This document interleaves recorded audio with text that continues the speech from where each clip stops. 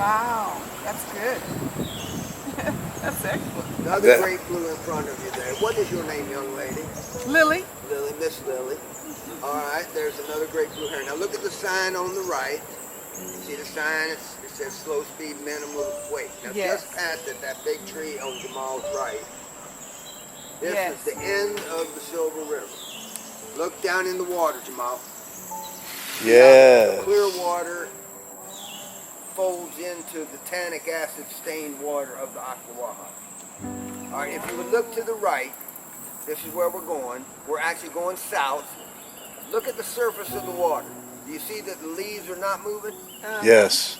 All right, where we're headed south is uphill.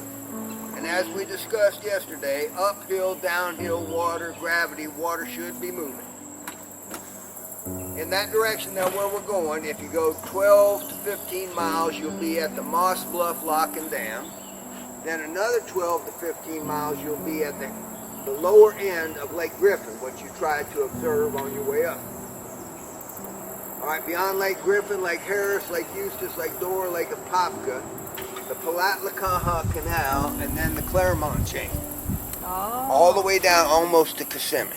Wow. Now, you see there is no movement. You absolutely can see that. I mean, look at the leaves on the surface. You see there is no, I mean, if it is, it's imperceptible. Very, yes. Well, look, there is just a slight. Look at it in relationship to that log. You see there is some slight movement. Yes. But A little bit. historically, before the locks and dams, back in the days of the steamboat,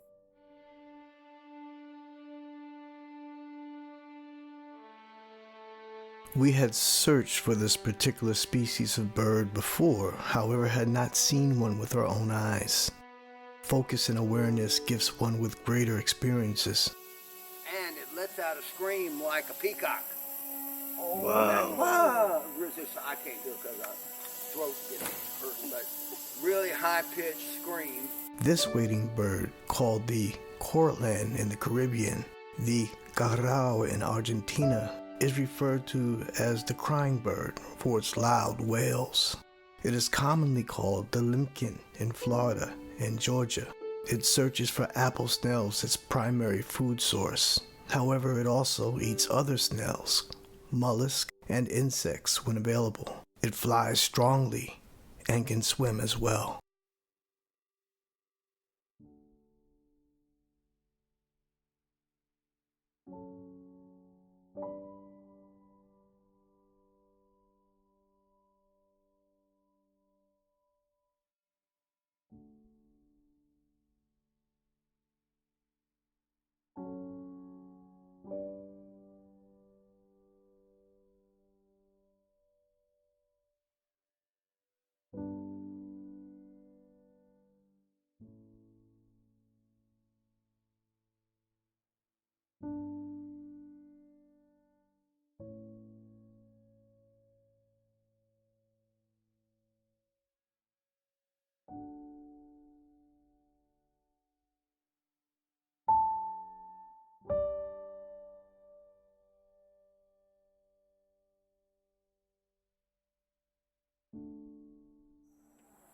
But I saw a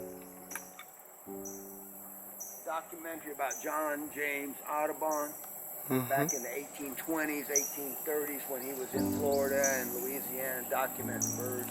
And his first naming of this bird was the golden swamp warbler. So if you go back and get an original John J. Audubon bird identification book, that's what it'll be listed as. Ain't it beautiful? Yes. Hear that noise in the back? That's another one making that same noise. And I think that's the male, and I think a female went into the bush right behind him. Did you see that one flip into the brush behind him? Just above him. I don't know if it's still there. Yeah, right above him. See that one? They're almost together now. Yes. Little lighter, little more blue. Oh, look at them in there, huh? How about that? They are just amazing. First time I saw one, I about fell over. It Beautiful. took me 3 years to find one once I knew what I was looking for. because I would hear that big voice, and I'm looking for something the size of a mockingbird.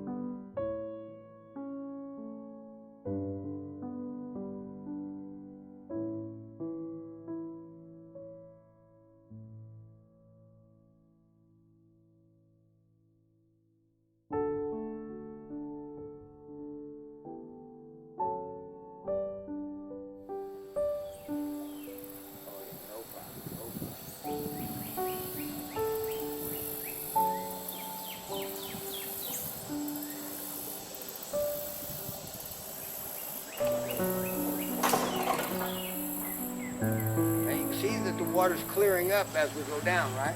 Yes. Well, that's because the volume of the Silver River is dominating the volume of the Ocklawaha.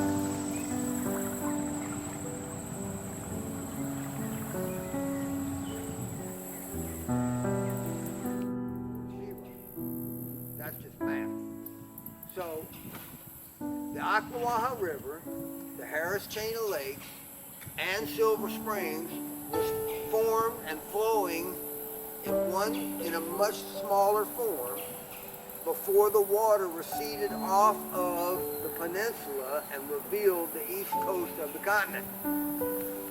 So that's why you get, besides being intact and being natural, that's one of the things that contributes to your feel of so ancient a place, is it is more ancient than the formation of the east coast. Wow. To me, that is like really an interesting perspective as you look at what you're looking at. And how do they classify the basin again? What do they call it? The The Ocklawaha River Valley Basin on the central Florida Ridge. And you know, when you drive through Florida, especially if you're going down to Orlando, you know the rolling hills down near Claremont. Yes. And like that. That really gives you a better idea of the ridge. And again, the Harris Chain is in a valley on that ridge that, because of the angle, drops the water towards the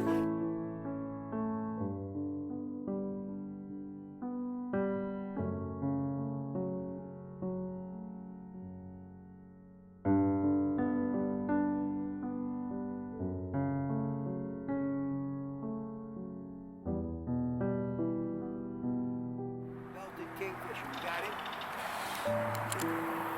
Let me tell you, that's about as close as you'll ever be to one in a natural setting. Let's just let the river take us and see if we can't get right.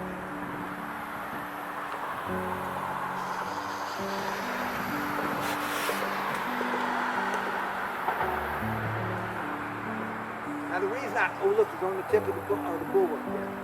The reason I told you about those photographers, now every one of them have got those awards. But I guarantee you, every one of those people they're not in those awards. because of their connection to the nature and the love of the things that they do. That's it?